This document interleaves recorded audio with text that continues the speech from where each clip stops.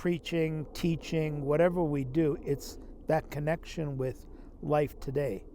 I think one of the big misconceptions, especially about Christianity, the way it's sold right now, is it's about a time to come, and so your preparation here is for something else.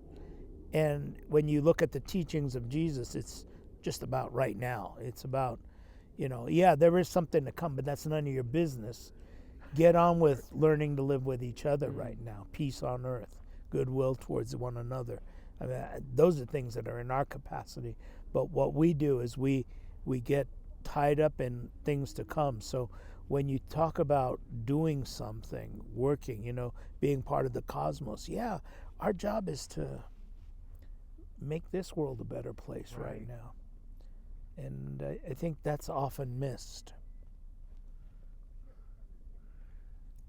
Especially when conflicts and national narratives and narratives within a nation create polarization, create more separatization, these perceptions for which the masters like Christ and others who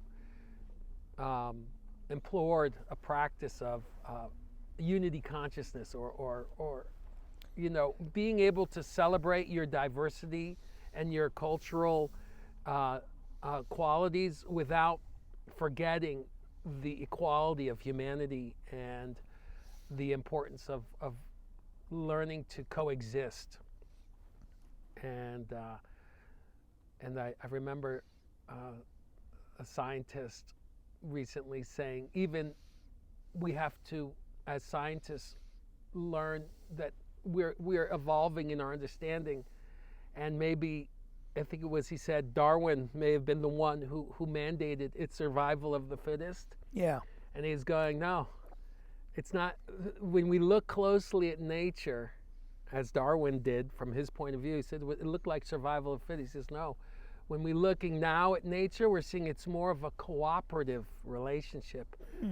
Nature is not demonstrating survival of the fittest, but us humans are still stuck in the survival of the fittest mentality. Interesting. And to be in a more unity-oriented state with how nature is would be more cooperative and interharmonious between the species, from plants and insects all the way through the animal kingdom, that there's a harmony there.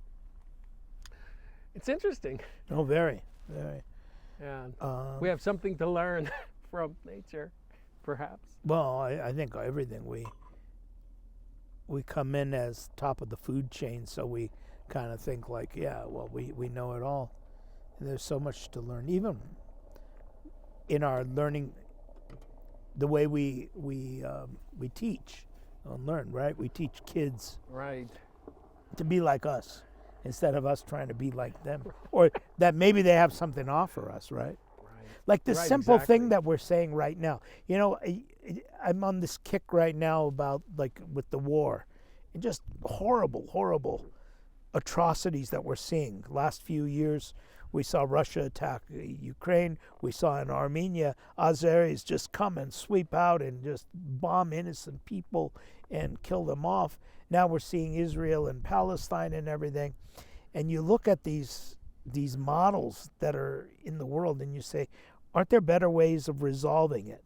And they tell you, well, you got to fight fire with fire. And think about that now, because I fight fire with a hose, and I'm sure you do too, right? You don't fight fire with more fire. So think about that as a mathematical equation. Right. What they're saying, fire with fire, A plus A is going to equal peace. Right. No, it equals 2A. It equals more fire, more problems. And so think about it, that all of this is connected. Even the social conditions that we have in the world depend on us being able to think clearly in a targeted manner. Right. Do you think about the first guy who looked up at the heavens, and He's seeing all these. I mean, the ancient Greeks, or who was it? They used to think that it was a black dome and there was holes, Right. and there was a big light source outside, and the stars that we're seeing were little tiny pinpoints. And that's what the stars were. And people started seeing them move, and so you start thinking in your mind. And just recently, last few years, now that we had Hubble telescope, but now we have the new one, and that's out Right. there bringing images from the beginning of time. Well, you've got to realize that this is bigger than you. This is not about a 2,000-year-old story. Right. There's a 13 billion-year-old history out there. Right. And that's what I love about when I think about the Christmas message that Jesus was. It says, in the beginning was the Word was with God, the Word was God. It's like, forget about the manger, forget about the wise men and everything. We're going to go back to the beginning of time. That's where all of it begins, the light source. That, I think, we sometimes underplay. Right. I always think about things like, how did all the things start? Like, I think all religions started with somebody just looking up and saying, whoa, what is this? Right. Just like, these are weird things that you say, but who thought of the hamburger? Who thought of killing a cow and then grinding it up and putting it on a fire and saying, oh, let's eat this, Like, who thinks of these things? Right. Right. Banana, you could probably figure out. I figured that one out. Which one? The banana. Probably somebody saw a monkey just go, oh, and they go, oh, there's something good in there, right? But a coconut? What would make somebody crack open a coconut? Right. It landed on their head. Yeah, it landed on their head, cracked open, and they said, oh, there's something good. Yeah. And I think that's how religion everything starts off with somebody being a little creative. And this is not to say that these are myths. It's to say more that, these are all constructs of human understanding and trying to explain what we're doing here. Yeah. What we're doing. What's it all about? I always get really nervous when people say, God is like this, God is like that. In the Armenian theology, it says God is beyond words and understanding. Right. So if you think about that, it's the unexplainable. Right. Mystery. Yeah. And we don't have enough mystery in our lives. We need that mystery. We want to solve everything, just like, our Google. We want to, if there's a question, I can Google it and get an answer. No, some of it you have to struggle through. One of the things that I found to be a profound mystery in the ancient Armenian tradition was, whenever we would go to an altar in these ancient churches, ancient stone structures, among the oldest on the planet, and these exotic, look how they built it on top of mountains or inside a stone cave of a mountain. I couldn't believe it. But I always saw this symbol above the altar. And one day I said to you, hey, what is that? Yeah. And you were like, it's eh. Yeah. And when you told me it was this multidimensional principle, it's like, oh, that's what all the esoteric masters have talked about, to be. To be. This dimension of action presence. Presence, yeah. It's the ultimate. Right? It's the verb to be in the present tense. And right now. This is it. This is what you got. And it's so true when you think about, as you put life together, you realize it's the only reality that we do have. Right. Everything past is. Right. Nothing you can do about it. Future may not come. Right. Right. It's really cool. And the child is a way of seeing their observation or experience with a minimal, the brain hasn't been packed with identification yet, which is interpretation through the lens of life experiences, conditioning, belief systems that...